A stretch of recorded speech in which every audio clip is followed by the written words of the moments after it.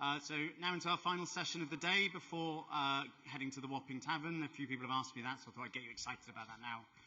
We have two panels this afternoon with a lightning talk in the middle, and I'm hosting the first one, so let's just get on with this one. This is our Fireside Chat with Sophie Davies-Patrick, CTO at MPB. If we give her a clap up to the stage.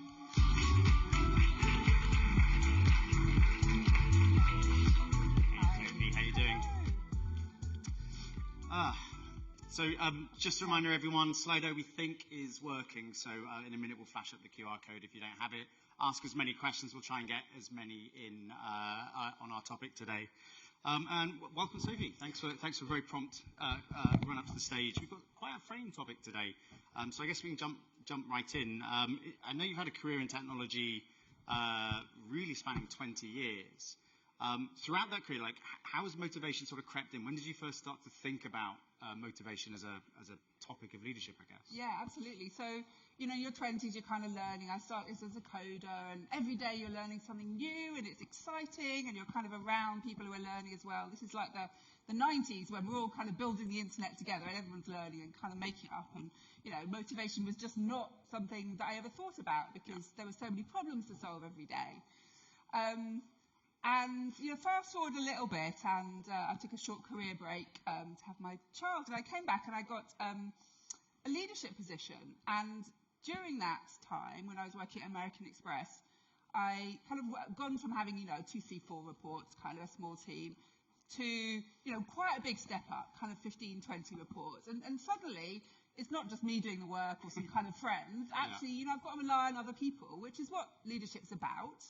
And you start kind of finding the ways in which you can get them lined up and get them doing what you all need to do, and, you know, ensure that you're taking on board their views, but also making sure we're all going in the right direction. And, you know, I tried a few things, and some of them worked and some of them didn't. And, you know, it felt to me like I needed a framework. So I dug out a book that I'd sort of skim-read a few years earlier called Drive by Daniel Pink, and you know, many of you may have heard of this book, even though it's 2012 it was written. It's still quite influential. I was at a conference last week in Brighton, Lean Agile Brighton. It was mentioned in 3 of the talks, and you know what Pink says, for those who haven't read it, is that engagement or drive or motivation is based on 3 axes: autonomy, mastery, and purpose. And as I was rereading this book, I realized that thinking about every one of my team at that particular time, you know, the ones who were not engaged, I could immediately see that there was one of these axes which wasn't quite right. So, you know, that was absolutely transformational for me at that time, and I really kind of feel it stepped my leadership up. And then, you know, even since then, as I've kind of grown out and, you know, grown the leadership and grown the responsibility, you know, each time I get stuck and I've got a difficult problem to solve, because there's still difficult problems to solve every day in technology, I think again about this triangle, and, you know, lo and behold, every single time there's one area that is out of balance. And the harder thing as you go up is sometimes these elements are less within your control, and then it becomes harder, but it's still solvable. It's interesting you mentioned Dan Pink's, but first it was actually mentioned this morning. I know you came during lunch, and I think that was maybe during the first session. There was a reference to a TED Talk with autonomy, mastery, and purpose, and that was Dan Pink for those who were listening then. I first read that, I think, 2012. I just transitioned. It might have been my first CTO role. It was a startup, e-commerce startup, team of about 80, probably about 12 engineers, something like that. And I just come from insurance. So I had a team of 300 before that. And they were like, if you think managing software engineers is weird, try managing actuaries. Like, actuaries, software engineers, a very, very, very weird environment.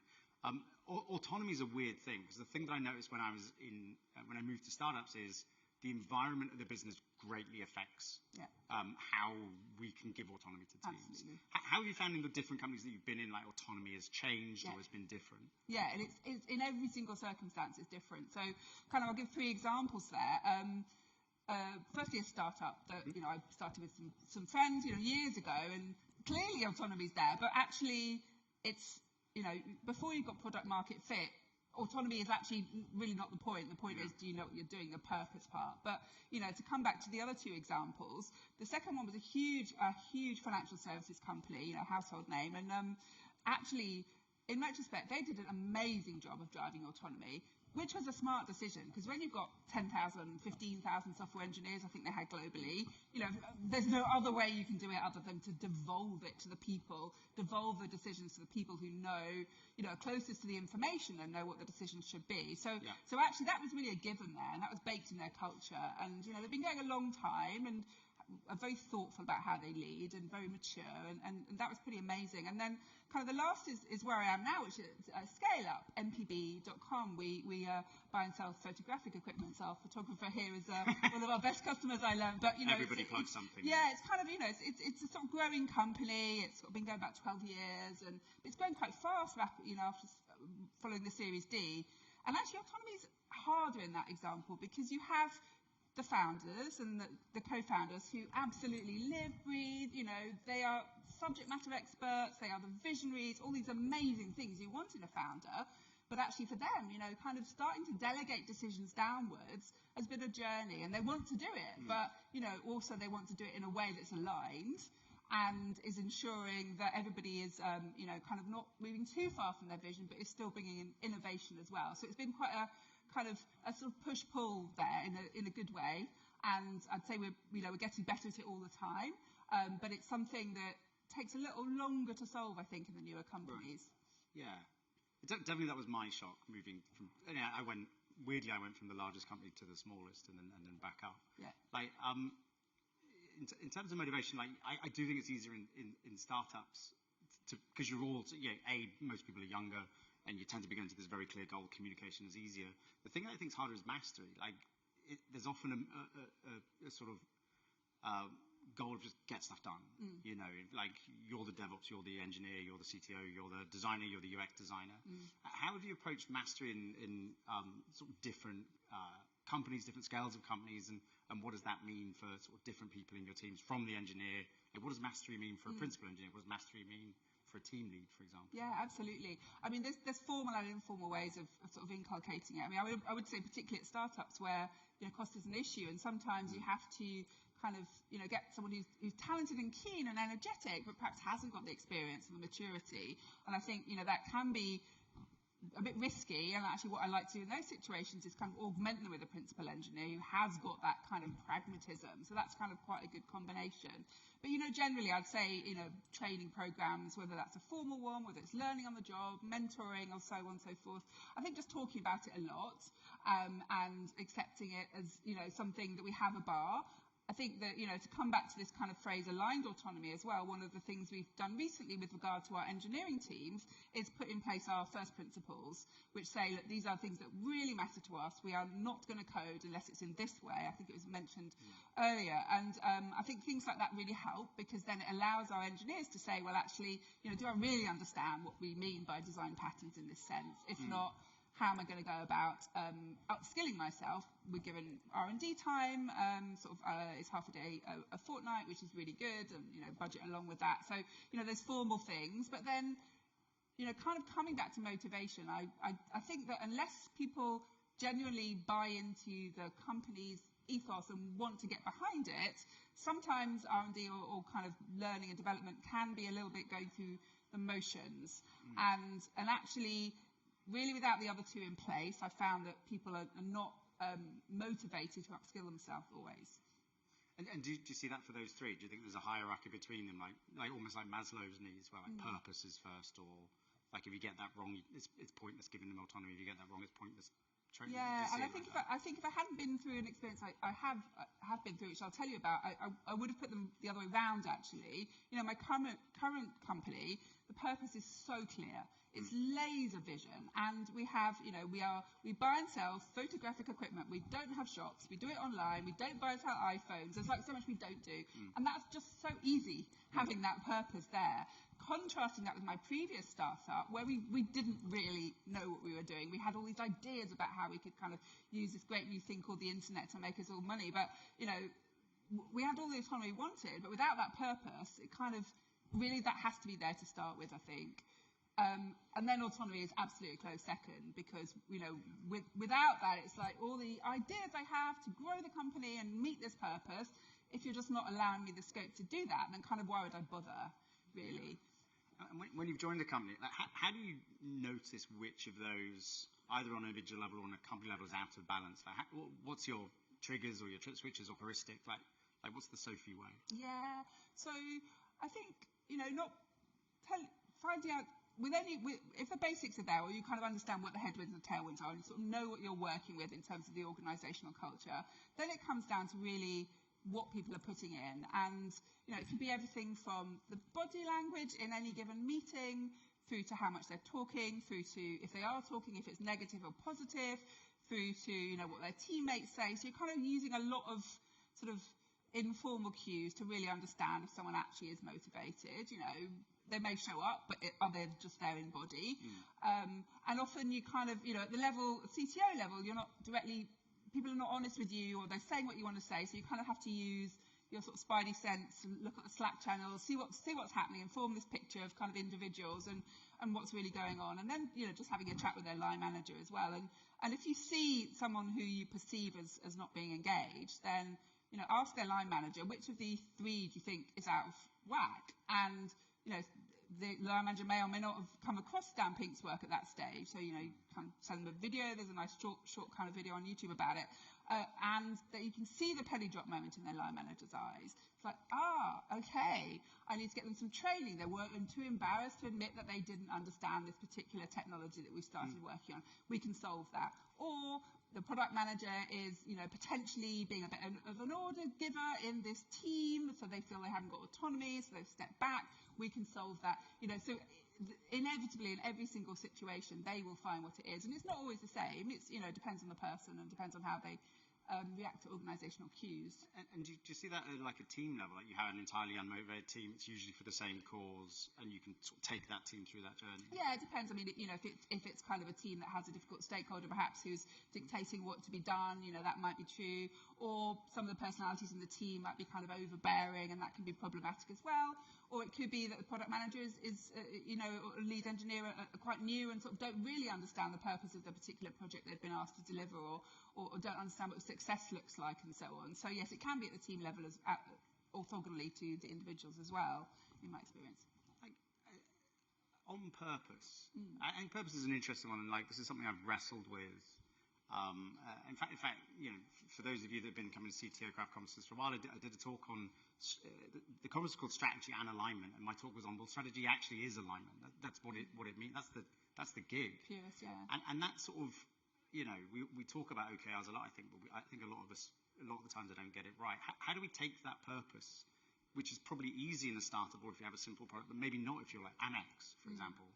How do you take that purpose and filter it down to what's relevant for a VP of Eng, for a line manager, for a team that might be, for reasons we don't know, functionally split? How would you go about that? How do you think about that? Yeah, so I think that, the overriding kind of what are we here to do, the stuff that should be on the walls everywhere, that's, we take that as a given, don't we? Yeah. And so on. I think, kind of yearly goals are important. Although I'm not sort of a huge fan of sort of bonus by person, because it's quite hard, particularly in engineering, to see who in a team delivered. I am a fan of kind of, organisational level kind of bonus goals or whatever, whether it's monetary or not. But, this year we want to achieve this. And I think having, that kind of laser focus really helps people understand what's important at the moment. And that needs to come from, the CEO, the board, and the executive level. But then your question, how do you decompose that into what that actually means to me? I like the idea of kind of the level below that working together and sort of saying, for me as VP engineer and me as VP product, me as VP customer, let's decompose this and figure out what each of us can do to contribute to that goal, basically. Yeah, so it's kind of down and up at the same time, if that makes sense. And then, then you've got influences like, having everybody represented at the table is kind of important, I think. Do you feel like, I think that isn't what I always do, and I think I really should take that on board. But I think my fear is, if I go to a team member and say, like, what do you want in terms of autonomy? What do you want in terms of your purpose? You get this blank look, like, you're the leader, you should know what you're talking about. Oh yeah, I should know what I'm talking about. I'm sorry, I need to go and justify my salary. Like, how do you get engagement at that level and start to build the thinking around, like, well, what do I want when I say I want autonomy? Because I think everyone that's worked for me has said they've wanted autonomy, and when they've been asked, they're like, well, I don't know what that means. Yeah. definitely. And people can be quite scared of it as well, can't they? Because people feel it's quite exposing. I think that's why the three really work together. You know, the purpose, again, as we said, is kind of don't get out of bed without, you know, it's the key thing. You need that there. And people often think they're doing a good enough job, but they're actually not. And, you know, things like staff surveys and so on, you know, kind of typical question, kind of, I know what MPB's value, you know, all the kind of questions and how are we doing. So really, you know, measure that. You might get some uncomfortable answers. You might think you're talking about it, but you're probably not talking about it quite enough, or, you know, you're talking about it in one medium and people want to hear it in Slack, and some people want it visual. There's all these different ways we hear things, so just over-communicate, I would say. But, you know, assuming you've done that, then how do you give people autonomy in such a way that they don't feel scared of it, essentially is what you're asking. Yeah, so create that safety. Yeah, so the guardrails come in there, don't they? You know, you've got your architectural principles. So we have a federated architecture model, so we have a kind of principal architect who's kind of deciding what the guardrails are. You know, we're keeping them under review as we scale, of course. You know, at what point is it appropriate for teams to decide their own programming language? Not yet, but maybe in the future. So we you know, we have these sort of loosely held guardrails, which we're very clear about, and we don't argue about them. It's, you know, you might not agree, but these are what they are, and, you know, they're decided. But, you know, within that, people are kind of free to make their decisions as long as they're communicating within the team, I would say. That makes sense. Like, how do you find those guardrails for the other aspects? So say you had a team and you're like, wow, this team doesn't have autonomy, they're completely unmotivated, they've got no purpose, they don't see how they fit the vision, and they're underskilled. Like, how do you put in those guardrails and sort of, you know, turn that team around, and, you know, maybe with examples, and I don't know, but like, what are the other things you would think about that? Yeah, I think, you know, if you were doing badly on all three, I think you would probably is that just phone a recruiter? A few things. Yeah. I mean, yeah, I don't know. When you hire at scale, obviously you kind of, or however rigorous you are with the technical tests, a few people do kind of slip through, but I'd say, you know, kind of be rigorous about it in terms of when you're hiring people. I mean, yeah, how would you turn the team around? I would say who are the key influencers in the team, who are the you know, who are the people who you can get on side to help you explain the purpose to the team, and then the autonomy piece, you know, who's doing what within the team that is stopping people taking autonomy. And I think personality does come into it a little bit. As I've talked to various people about this topic, you get people, and I think I'm one myself, who just take autonomy. They just kind of get on with it, not to the extent of, you know, not doing what they're told, but just like, it's never a question really. It's sort of my decision to come to work almost, and therefore I'm giving myself autonomy within that. And then I might be choosing to follow this rule I don't agree with, but I'm still choosing it and kind of having that mindset. But not everybody has that, I don't think. I'm not sure where that is. You know, I'm not a psychologist, but, you know, maybe it's something that people are, you know, from their background sort of feel more nervous about. I would say in that state, you would kind of start with a small problem where they're safe to fail, and, you know, give them an environment where, whether it's a kind of a hack day, which is kind of, you know, you're supposed to fail, or whether it's like a small problem within their team, you know, or whether it's just over-indexing on talking about areas that, you know, we've tested and learned elsewhere. Just kind of create an environment where failure is okay, and I think then people can kind of try it out a little bit potentially. Yeah. There's a relevant question on Slido. I know Slido's planning because I can see someone walking around with a microphone. But what's your method to quantify and measure engagement and motivation of an individual or team? Yeah, so pulse surveys are like the traditional way to do this. And I think, you know, I've used them elsewhere in the past, and I think repeating the same questions, whether it's quarterly or annually, are actually really helpful. You can also look at, whilst it's not appropriate to kind of at that level kind of go to individuals, you can go to team level and sort of see how your team is doing relative to others in the company, which helps you remove the kind of cultural barriers or headwinds or tailwinds from kind of what you're doing as a leader, essentially. So yeah, that's a really good way. I mean, how important is quantification? I think, you know, it is important for you to kind of see the trends, but I think it's also good as a leader to trust your intuition. And, you know, without sort of sounding like some kind of weird witch, but you can sort of tell, really, who's engaged and who isn't. Just your spider sense. Yeah, you sort of can. And I think that's okay. I mean, you know, you wouldn't be saying that in public, but I think trust your gut. I like this idea of you know, using the Dan Pink framework to talk to, you know, our teams about, you know, how their motivation is. What about when you talk to boards, because we don't have to just talk to our teams, we have to talk to a whole organisation. What sort of headwinds do you get when you start talking about motivation in this way? And is it raised eyebrows? Is it this is too fluffy? Is it, oh, this is perfect, this is exactly what I've been looking for? What sort of resistances and comments? I'd definitely say it's not something that I've found has landed well at board level. There's not quite eye-rolling going on, but, I was just talking about this again kind of thing. I think that, depending on the type of company, if you're a company that's quite operationally focused, there's sort of a view that, that's your job and that you're paid, and, we are in our sector are paid well as well. It's kind of, that should be an after your job sort of thing. And I think that, how explaining motivation and engagement and the importance of it with knowledge workers is something I've had to have a lot of conversations about, particularly where I'm at the moment. And, it's starting to land. But, again, to mention the Pulse survey, we've just run our first one at MPB, and it's been, really, I think, quite interesting for the board and, well, the executive team to kind of understand, like, how important these things are to people, really. And you mentioned knowledge workers, because I know Dan Pinks talks a lot about knowledge workers. Yeah. Is it not applicable if, and I know most of us don't have teams with non-knowledge workers in, but is it not applicable? Is there a situation you wouldn't? His research does say that in a kind of, target-driven sort of production line facility, the research doesn't hold up. Yeah.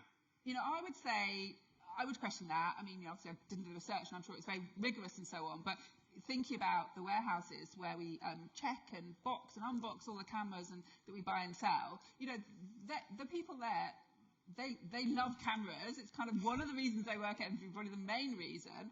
And, their engagement with their job, I think, is as important as it is for my software engineers. So, I would slightly question that, that view of Dan Pinks.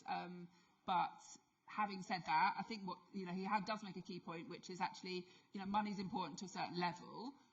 Which I'd say for the operational side of the world is probably more key, whereas in the software engineering industry it's kind of everyone's comfortable and well off to a certain extent. So actually, what else do you need to do to get the best out of people?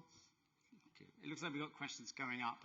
I'll leave a few minutes at the end. If you've not managed to get a question up, wave your hand. We might be able to get a mic to you. We managed to get one vote as well. I do like this whole question. How do you facilitate autonomy in a team where the product manager owns the backlogs and plans the sprint? Yeah, so the phrase I like here is, the product manager's job is to offer the team the backlog. Yeah. And, I think, of course, if you haven't got a CPO who believes that, obviously it's problematic, but, my product partner is absolutely amazing. She and I share the identical philosophy, and, without that is quite hard. I mean, how would I cope with that? I think I would have that conversation with them. I think I would, talk about Dan Pinks, show the video, explain the importance of autonomy, ask them to do a trial, test and learn. It's, it's hard if they don't report to you, but I think you can only just but try and say, that's right. What's the worst that would happen? I think in our role as well, it's our job to collapse that. And, I often I do a lot of fractional work. I often get asked, like, hey, could you write the tech strategy? And I'm like, no, I'll write the strategy. Yeah. There is no such thing as a tech strategy. There's no such thing as a product strategy. It's a development strategy. There's no such thing as a market. And if this is a top tip, you get asked to do it, just say Legion says you'd have to do it. But who's laughing? You're actually doing it right now, whoever that is. But I think it is our job to sort of go, no, we have to cohesively do that. Just because Bob reports to Barbara and Jim reports to Legion, like, it doesn't matter. That we have to break that. Yeah, and you need to make the case for why it's important. Yeah. Next one, how can you tell the difference between trusting your gut, where did that go? Trusting your gut and being biased, or not having enough context or information? Where's the Sophie sense? Yeah, so I think all you're doing is asking questions. I'm not sort of deciding people's salaries based on my gut. I'm not I'm not advantaging them or disadvantaging them in any ways. You can have people who present as motivated, but actually it's because they're just really trying to get a promotion, and then as soon as they get a promotion, they kind of slack off, and clearly everyone's gut can be wrong. So all I'm saying is you ask a question. You just say to the manager, is this person okay? And have you heard of this? Do you think one of these is out of that? And that's all you need to do. You shouldn't do any more than that. You shouldn't kind of be doing your manager's job and saying, you need to, that's their job to do that. I'm giving them autonomy to do that job. So you're asking a question, really. And you're also, holding yourself to high account about when you're wrong as well. You're also reminding yourself you could always be wrong. And when you are wrong, you're testing and learning from it. Yeah. The next one's also telling for this crowd. How do you monitor and manage your own motivation and enthusiasm at a CTO level? Because I guess we almost feel like we've got autonomy. Yeah, we do. I don't know if we all do. We definitely do. But you have to, you have to align with the exec. I mean, we're always making hard decisions between what our teams tell us they want and the business goals we have to meet. I think that's the hardest part. Yeah. We never have enough resource. I've been in teams where we've had too much resource, which is a completely different, horrible other problem. But normally we're kind of always just making difficult decisions about trade-offs, and sometimes it's what the team wants, and other times you have to say, well, actually, no, we need to hit these goals for these reasons, and try and explain that. So yes, we have autonomy, but we are constantly making sort of difficult decisions, because the easy decisions are made by the people below us. We're the ones making the hard decisions. That's the ones that bubble up to us. I mean, how do I monitor it? I guess you can just tell if you're having a bad few weeks, can't you, just like personally? And how do I manage it? Yeah, I mean, it works for me as well sometimes. I think if I'm really struggling, I do think, is it because I'm actually not sure what I should be focusing on and what the purpose is here? Or is it because, I feel that my hands are being tied by this particular stakeholder for this particular reason? I'm not close enough to my budget, I'm not getting the information I need. Really asking those questions, and you can usually find out. Yeah, I know it's echoed in the next question. Like, as a CTO, how do you balance? I think this is the eternal question of CTO. How do you balance engineering autonomy with business priorities? Yeah, it's the eternal question. Yeah, absolutely. I mean, I think you can do autonomy, you can allow autonomy as long as you're really clear on the purpose, I think. If you think about the what and the how, and the kind of what is the purpose, and traditionally owned by the product team, and the how is traditionally owned by the engineering team, and so on. So, if the product is stepping up to the plate and explaining what the purpose is, and really that is their decision, it actually is. And I respect that, and I want to. And of course, the lead engineer should be advocating for investment in the platform and bringing in tech debt. But we need to support them to do a good job of the advocation. But ultimately, the decision needs to be made, and we need to respect that decision essentially. But then we have the autonomy about how we deliver. In the same way, you wouldn't accept the product manager to be kind of having too much more than curiosity about the architectural principles.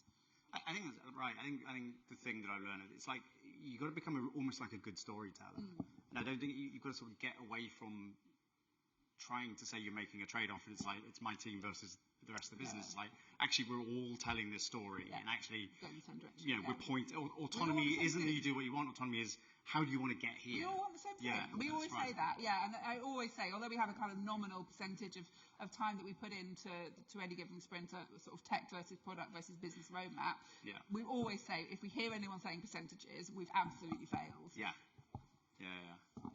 Wow, this is a question.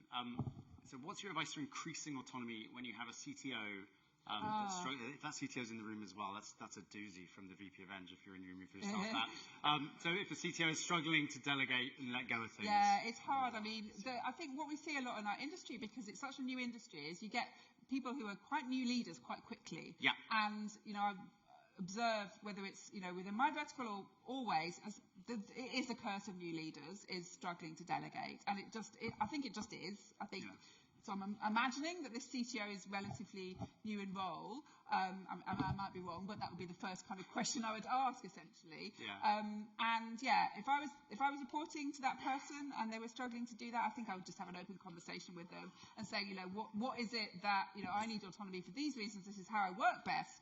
What is it that you don't trust me on? Do I not have mastery in this area? Perhaps they were doing the job before me and they were amazing at it, and they've gone up and they've brought me in. I'm never going to know as much as them. That's okay. I will make decisions differently to them, probably wrong, but that these decisions are okay that I fail with, and how can we quickly learn and have that feedback loop. So if I'm making the wrong decisions, you can come in with me. I have humility. Tell me I got it wrong. I will learn and do it. I think no one wants to know that what they've done is deliberately unmotivated. I think that's quite a powerful word to use for a leader. Yeah. Okay, we are at time, but there were loads of questions there that we didn't get to. I'm assuming you can be in Speaker's Corner. Hopefully, it's over there. If not, catch Sophie at the end of the day. But do give a round of applause for Sophie. Thank you so much. Thank you very much. Thank you so much.